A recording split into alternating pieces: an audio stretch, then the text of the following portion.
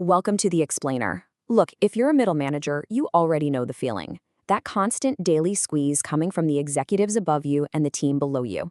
It's a lot. Today, we're jumping right into a highly practical, Stoic-inspired survival guide built specifically for you. This framework, it's going to fundamentally change how you operate on a day-to-day basis. Let's get into it. Let's kick things off with a crucial question that pretty much defines our whole professional experience. Why is it that some managers completely panic when things go wrong, while others seem to absolutely thrive in the exact same daily chaos? The reality we have to face is that external chaos is completely inevitable in any complex business. But internal panic? Well, that's a choice. And that brings us to the core premise, the cognitive lens. Every single day, neutral events are just flying at us. If we aren't paying close attention, our brains default to taking that event and spinning it into unnecessary suffering and chaos. But, and here's the real secret, if you make a deliberate shift in that cognitive lens, that exact same neutral event suddenly becomes a tool to unlock focused action and, honestly, a lot more joy. Commute chaos and mental freedom. Let's actually walk through a hypothetical manager's day to see how this plays out, starting right out of the gate with the morning commute. You know the drill, the endless, soul-crushing traffic jam. Objectively speaking, cars are just sitting there, stationary on a road. But that intense suffering you feel while you're white-knuckling the steering wheel, that is entirely subjective. It's quite literally generated by your own mind fighting the reality of the road. So here's how people usually see the problem versus how they actually should see it. The default perception is a trap.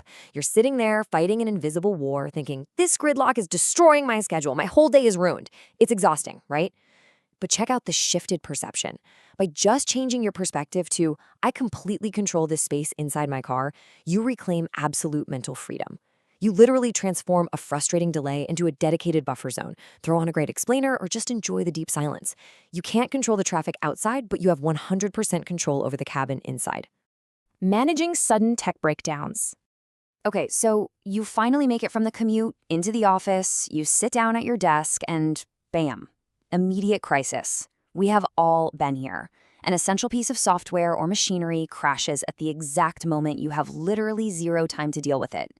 In that initial rush of panic, it is so incredibly easy to view this breakdown as some sort of malicious, targeted attack from the universe just to ruin your day. But again, look at the default versus the shifted perspective. The default reaction is screaming that your daily metrics are completely derailed and you're a helpless victim. We need to shift that mindset to an active engineer. A shifted perspective views these tech breakdowns as just the natural tax of operating any complex system. Things break. This malfunction isn't disrupting your path for the day. Tracking down the fault, isolating it, and fixing it permanently is the path. Navigating stakeholders and feedback. So the tech fire is out. And now you have to head straight into the boardroom, and waiting for you is a highly demanding, maybe even micromanaging stakeholder. It is incredibly draining, and honestly, it is deeply human to take their intense oversight personally. You automatically see it as them not trusting you or disrespecting your expertise. But watch what happens when you shift from being emotionally defensive to thinking like a professional strategist. It completely changes the game. The default perception assumes the stakeholder just wants to make your job miserable because they don't respect you. But the shifted perception, it recognizes that their micromanagement is actually just a reflection of their own internal stress. Their intense scrutiny isn't a personal enemy to fight.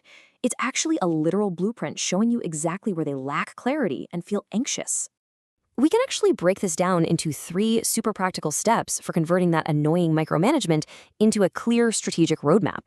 Step 1, depersonalize the oversight. It's not about you. Step 2, identify the specific hidden pressures making them so anxious. What are their bosses demanding of them? And step 3, use their scrutiny as a direct guide to over-communicate.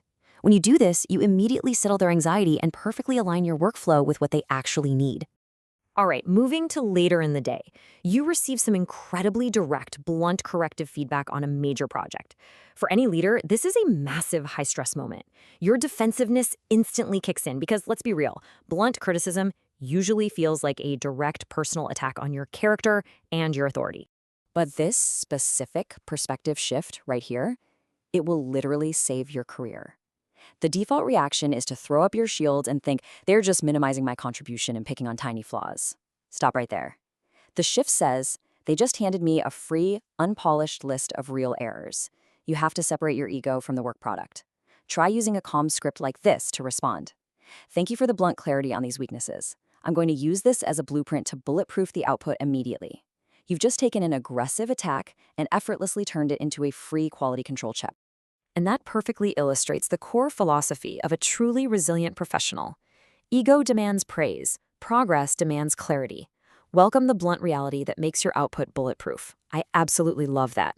Responding professionally instead of emotionally doesn't just make you look good, it saves you weeks of slow, dragged-out performance, because you now know exactly where your structural weaknesses are.